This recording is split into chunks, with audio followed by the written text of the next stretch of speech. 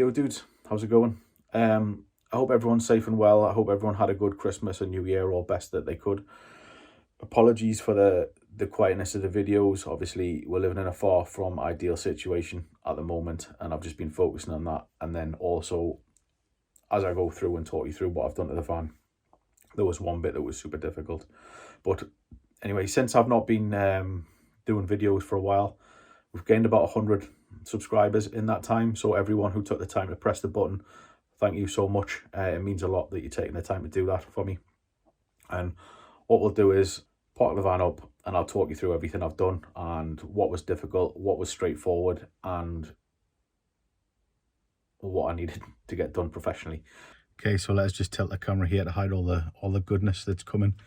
Okay, so just like, I did film this when I was putting it back together, but the GoPro was being a total dick, and in the end, like, it wasn't much different from when I took it apart. So if you haven't seen the first part of it where I take everything off, it's basically the same but in reverse. And I think there's enough information in there to figure it out. Everything to put back on was fairly straightforward. And I know people say the A-pillars were a nightmare to put back on, but really not so much. It's just lining everything up and then clipping it into place. So the worst one to get back on was the actual roof itself in the back. I needed help for that, and that's just because of the size of it and putting the bolts, putting the trim clips in at the same time. But anyway, we'll go around.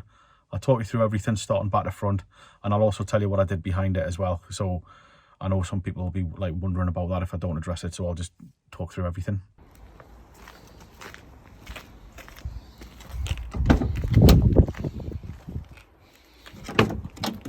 Are you ready? Ooh, the magic. Okay, so let me get in here. So the roof at the back. So firstly, let's deal with behind. I know a lot of people would have put sound deadening up, some may have insulated. I didn't do any of that. A couple of reasons for it. Basically, firstly, sound deadening. I don't think there's that much of a need up on the roof for it. Like, it's a bonus if you put it there, but not a killer if you don't. So I didn't bother. So most of the sound comes through the floor of the van anyway, so I've just left it on the floor of the van. Insulation, no insulation up there either. So it's literally just the metal panel and then the cover over the top. And that's just the way I thought to do it best. But obviously it's at that point, it's each to their own. So the roof, first of all. So this is just the original panel that I've recovered. And I recovered it. I basically requested the same material as this because I was a bit short. So they sent us an email. They said it's going to be like 2 weeks to get it in stock. I was like, cool, I don't mind just waiting. I'll just wait for it. So that's what I did. I've used the same trim clips as I did down here to fit it. And that's everything. However, when they did send me the material is actually different to this material. So I don't know whether they've changed suppliers or anything like that, or just updated the material they use, but the material that's on the sides is like, I think it's 3 or 4 millimeters thick, and there was a very specific reason that I wanted that thickness. The material they sent is literally only, it's like really thin. It's like maybe a millimeter thick or whatever. So that's caused a slight issue. It may be like all these issues I may come back and address in the summer when I've got more time. Hopefully I've got somewhere where I can actually like do it as well, rather than back alleys and shit. But anyway, the issue is, because I've left this as the original panel, over here this isn't a straight line, so it goes in and then down and then down and then where the original bulkhead went. And because now this material is so thin, if it was the original material that I've got here, basically you can see where the line is, goes down there.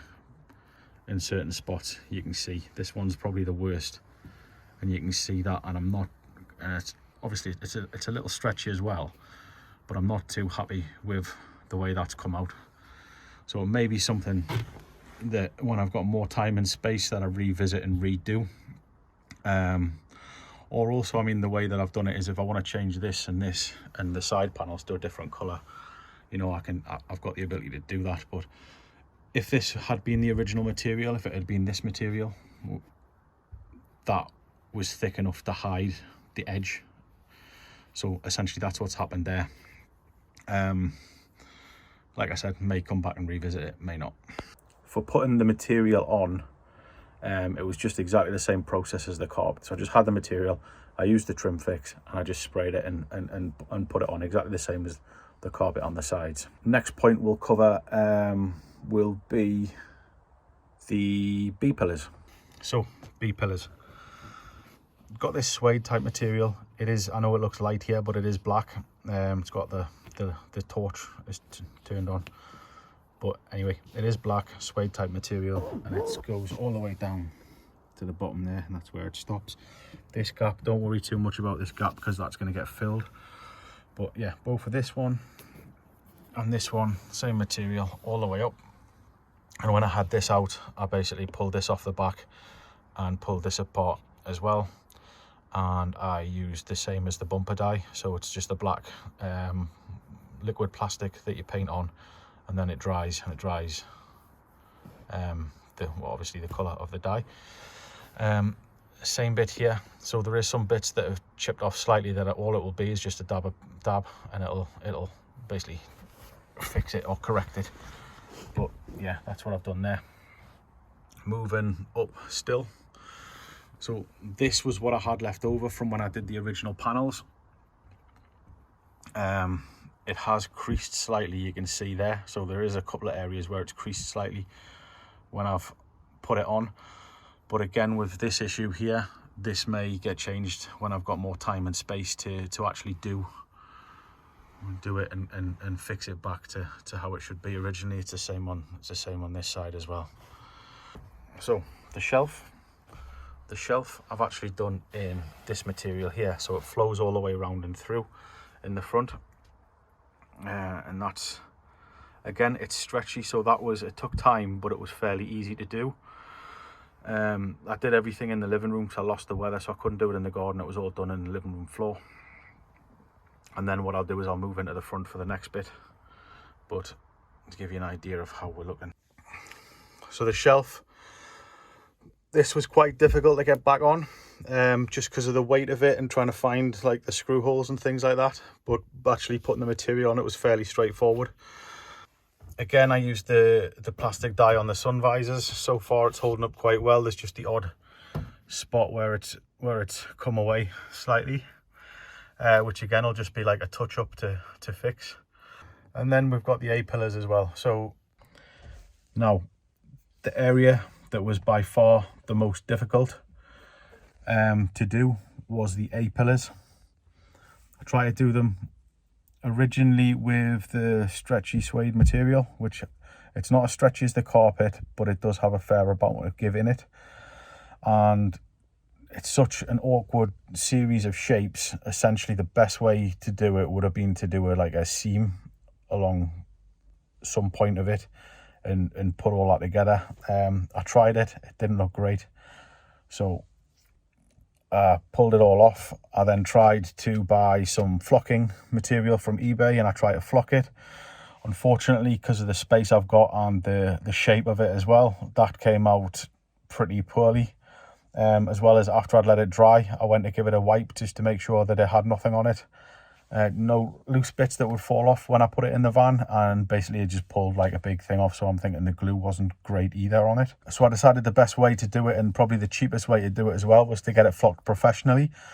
So I found a company called Flock Speed in Wakefield. Literally 10 out of 10 for them, for the communication, for the speed of service. I sent them off, I had them back within the week. Price 30 quid, not including the postage, and quality of work as well, so it's all there. So highly recommend them as a company, and they did the A-pillars for me. So the A-pillars have been flocked, and this is how they've turned out. Okay, and that's where we're up to so far. So the biggest thing by far was the A-pillars. They just like, I wouldn't even say even try to do them on your own. Like, you could maybe like spray paint them black or something like that, but actually putting a material on them, unless you're like a professional, what's the word, I don't want to say seamstress, but like a professional material coverer type person, if you're one of them, go for it. If you're like me and are literally learning as you go, it's going to be too difficult. So either send it away to get done, like I said, flock speed's fantastic, or alternatively just spray paint them black. I'll try to get the next video out quicker. Sorry this one took so long, I apologize. Just, you know, it is what it is, and hope everyone's safe and well, and I'll see you soon in a bit. See you later, bye.